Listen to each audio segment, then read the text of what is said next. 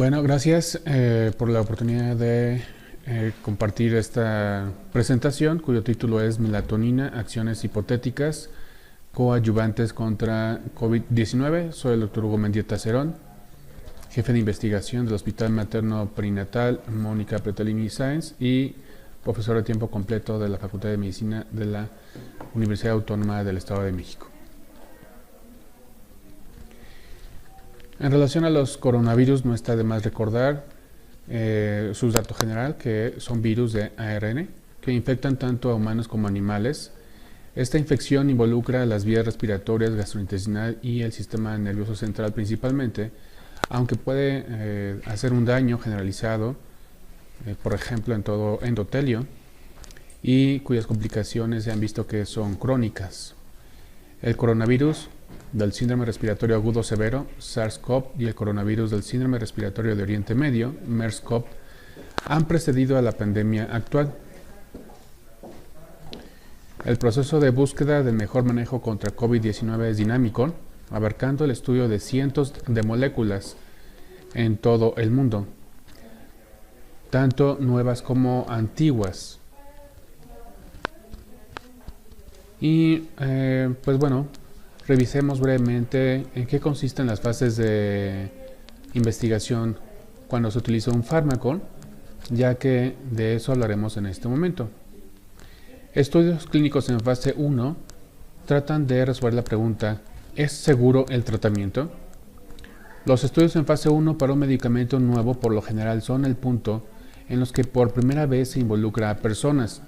La razón principal para realizar estudios en fase 1 es para determinar la dosis mayor que pueda darse de forma segura de un nuevo tratamiento sin causar efectos secundarios graves. Los estudios clínicos en fase 2 tratan de responder la pregunta: ¿es eficaz el tratamiento? Generalmente un grupo entre 25 y 100 personas recibe el nuevo tratamiento del estudio en fase 2. Se administra el tratamiento de acuerdo con la dosis y el método que se determinaron ser los más seguros y efectivos en la fase 1 de estudio.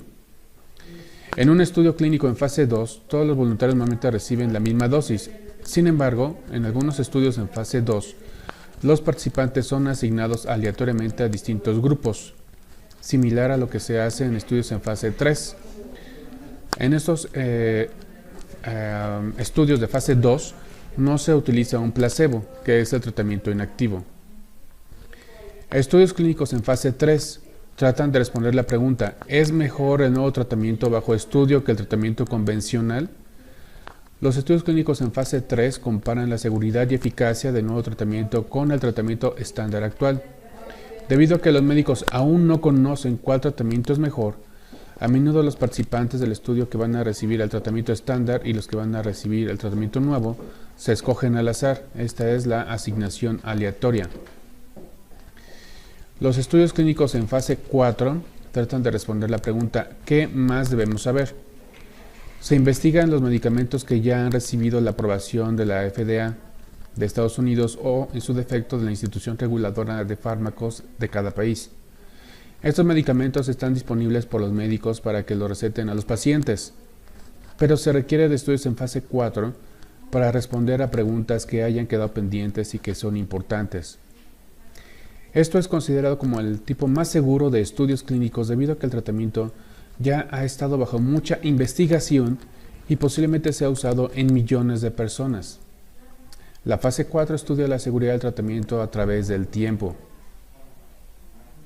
Puede que estos estudios además observen otros aspectos del tratamiento u otros beneficios del fármaco. También es importante considerar que cuando revisamos la utilidad de un medicamento nuevo o antiguo ya conocido y queremos ver si puede reorientarse su efecto o su acción hacia una nueva posibilidad terapéutica, se recomienda hacer una estructura correcta de revisión sistemática y para esto se sigue la declaración PRISMA para asegurar la calidad en la revisión de la información. Entonces, en esta declaración PRISMA pues se evalúa el título, el resumen, la introducción, objetivos, métodos, protocolo y registro, criterios de elegibilidad, fuentes de información, búsqueda, selección de los estudios, proceso de extracción de datos, siendo quizás estas dos etapas las más arduas. Lista de datos, riesgo de sesgo en los estudios individuales, medidas de resumen, síntesis de resultados, riesgo de sesgo.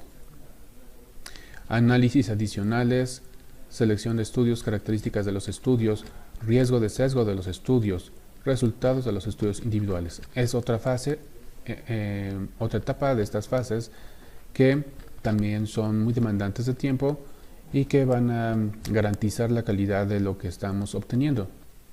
Al final de cuentas viene la síntesis de resultados, riesgo de los estudios, análisis adicionales, discusión, resumen, limitaciones, conclusiones, financiación. Entonces, la obtención de la calidad de los datos, de los artículos, es lo que nos va a facilitar que extrapolemos esta información o que veamos que no tiene utilidad alguna. Por ejemplo, al poner en el buscador PubMed las palabras COVID melatonin, nos da 74 resultados. Es decir, pues no es de miles de artículos. Pudiéramos hacer un análisis siguiendo la directiva Prisma para aportar algo al respecto de la melatonina y su posible uso contra el COVID. La melatonina, entonces, N-acetil-5-metoxitriptamina, es una molécula bioactiva con una variedad de propiedades beneficiosas de la salud. La melatonina ha sido utilizada con éxito para tratar trastornos del sueño, delirio, aterosclerosis, enfermedades respiratorias e infecciones virales. Diversas investigaciones han documentado los efectos positivos de la melatonina en el alivio de enfermedades respiratorias agudas.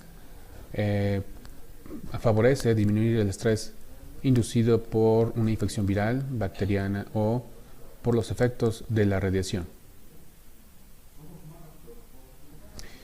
En una publicación de Zhang y colaboradores en Lab Science en el año 2020, pues se hace un análisis de las acciones de la melatonina, señalando principalmente en el cambio del patrón inflamatorio de las citoquinas y también bloqueando la respuesta inmune, que es perjudicial cuando es una respuesta hiperinflamatoria, hiperinmune, y que es lo que hemos visto con las cascadas de inflamación, que son proinflamatorias severas, más en los pacientitos que ya tienen una enfermedad crónica que ya es inflamatoria crónica como obesidad o diabetes, y todo esto potenciado con otras comorbilidades que llevan a la muerte de manera pues más importante que en pacientes sanos.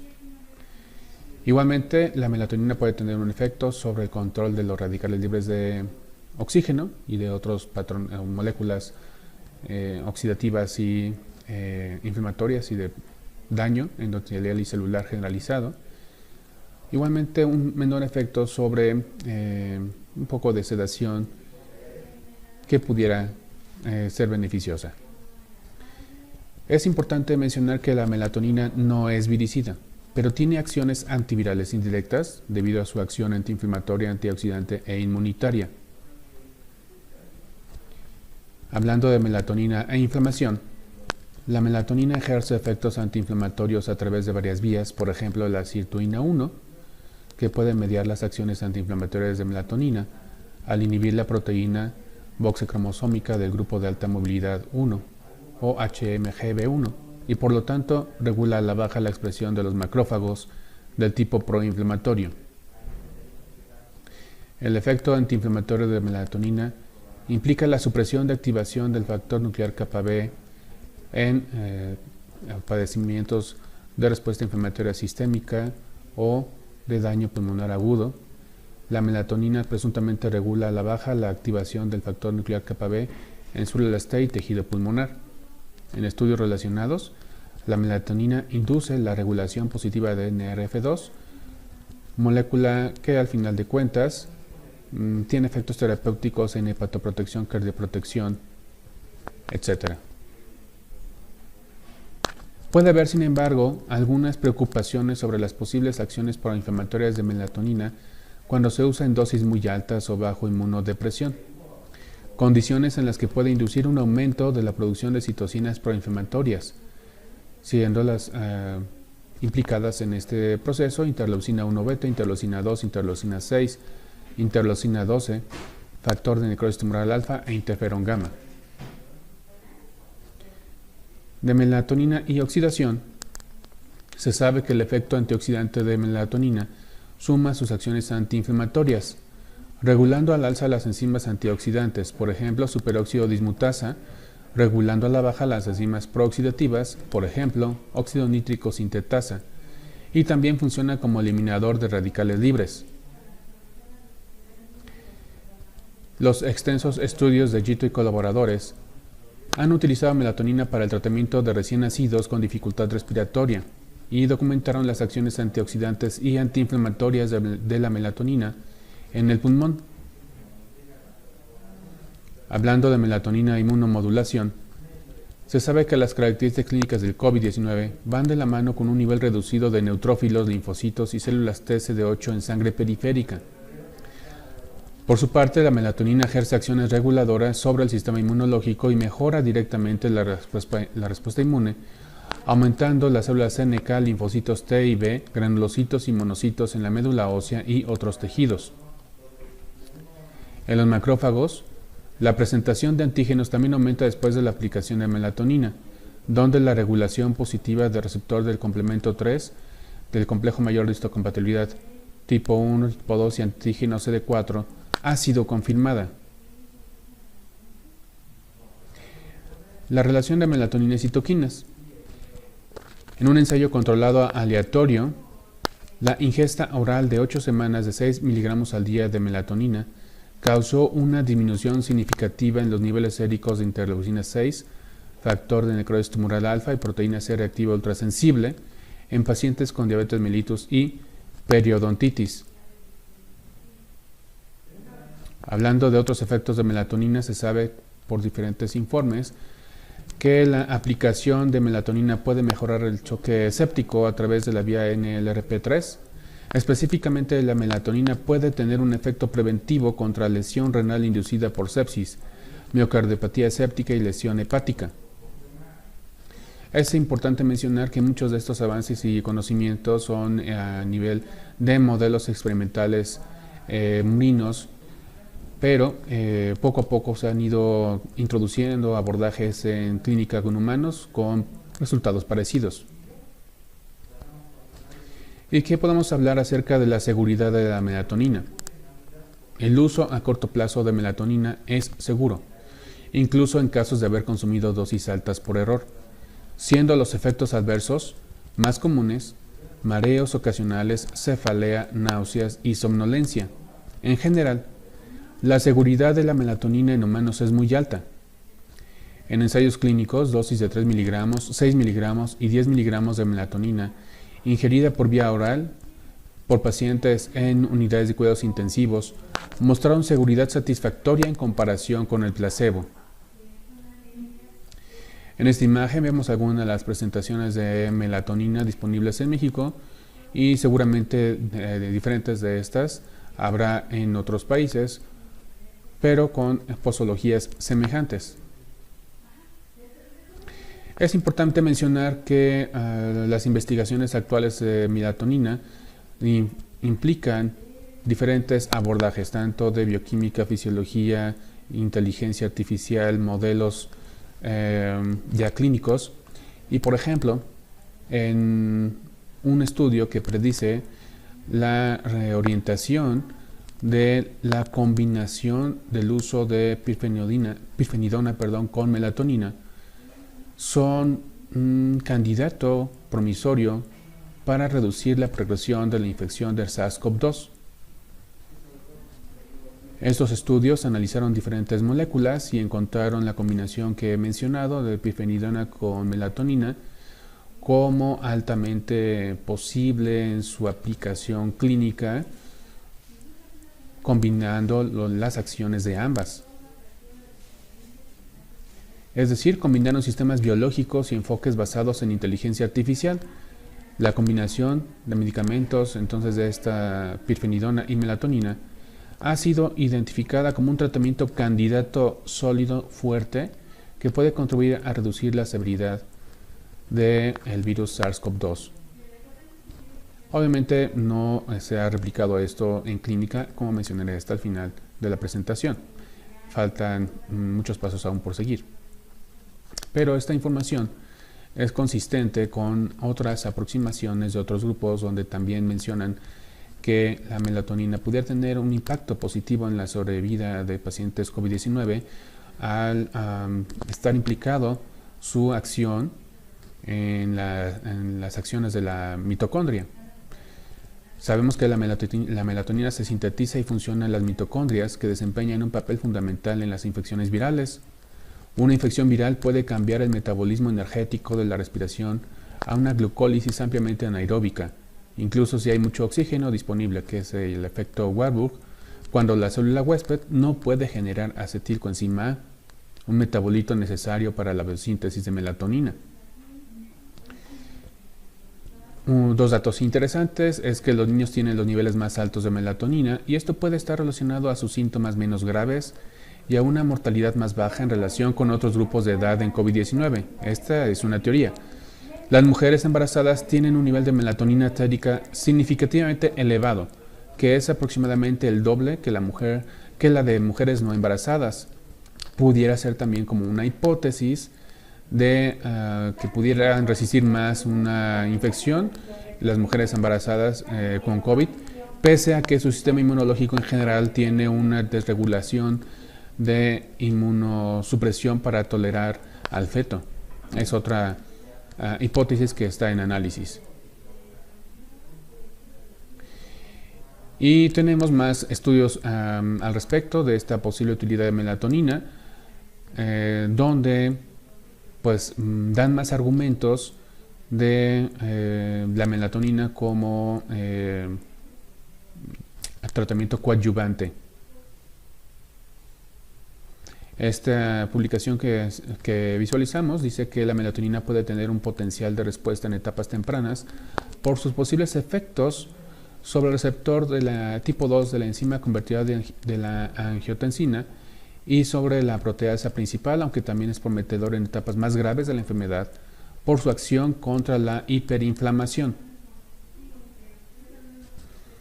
Aquí tenemos otro artículo donde mencionan que la melatonina junto con la vitamina D pudieran tener un efecto sinérgico de protección para que el pulmón no tenga tanto daño.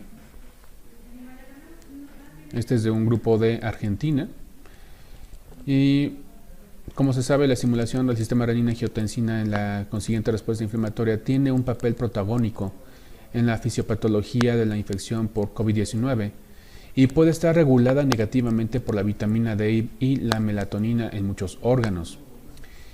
Entonces, como hemos visto y hemos escuchado en las noticias, la vitamina D pues sí se ha considerado como útil para luchar contra el COVID-19 y casualmente este grupo de Argentina ya había reportado antes de esta difusión generalizada y masiva de la vitamina D la combinación de esta vitamina con la melatonina como potencial herramienta terapéutica. Tenemos otro artículo de la revista European Journal of Pharmacology donde evalúan igual la melatonina como posible ayudante para mejorar la evolución clínica en pacientes con obesidad y diabetes cuando se sobreagrega el COVID-19. Aquí argumentan que dado que la infección y las complicaciones de COVID-19 implican una inflamación grave y estrés oxidativo más severa aún en personas con obesidad y diabetes, ellos anticipan la inclusión de melatonina como un potente antioxidante dentro de los protocolos de tratamiento propuestos. Este grupo es de Egipto y su conclusión. Entonces, al pretender hacer una síntesis de lo que encontraríamos en PubMed, por ejemplo, vemos que hay 43 artículos que son como de hipótesis de las acciones de la melatonina. Hay 2 respuestas a un artículo. Hay respuestas a otro artículo, es decir, que han argumentado a favor o en contra de la posible utilidad de la melatonina. Hay una editorial y hay 2 protocolos por empezar con melatonina y en COVID. Pero al hablar de la página Clinical Trials encontramos una mayor cantidad de protocolos que están evaluando la posible utilidad de melatonina en el COVID. Casi, como he mencionado, como coadyuvante, por ejemplo, en algunos con vitamina C. Y pues está pendiente la obtención de resultados. Los países que están involucrados en estas investigaciones pues son desde Estados Unidos, España, Irán, y se están acumulando cada vez más, siendo necesario que se considere este abordaje. Como conclusiones tenemos que a la fecha la información sobre el potencial beneficio de melatonina en COVID-19 se encuentra en conceptos hipotéticos. Los estudios registrados en Clinical Trials apenas eran 7 y 2 estaban en marcha. Seguramente estarán agregándose más. Esto es continuo. Y solamente la evidencia científica de calidad pondrá a la melatonina en el sitio adecuado como coadyuvante en el manejo del COVID-19. Pero si funciona o si se demuestra su utilidad, esta medicina pues bueno, ya se encuentra disponible, como mencioné, en muchos países. Es de un acceso relativamente sencillo y falta siempre la confirmación clínica real, orientada, sólida, que nos permita tener otra alternativa más. Y muchas gracias, esperando que sea de utilidad y que nos animemos a estar siempre leyendo y diseñando protocolos clínicos.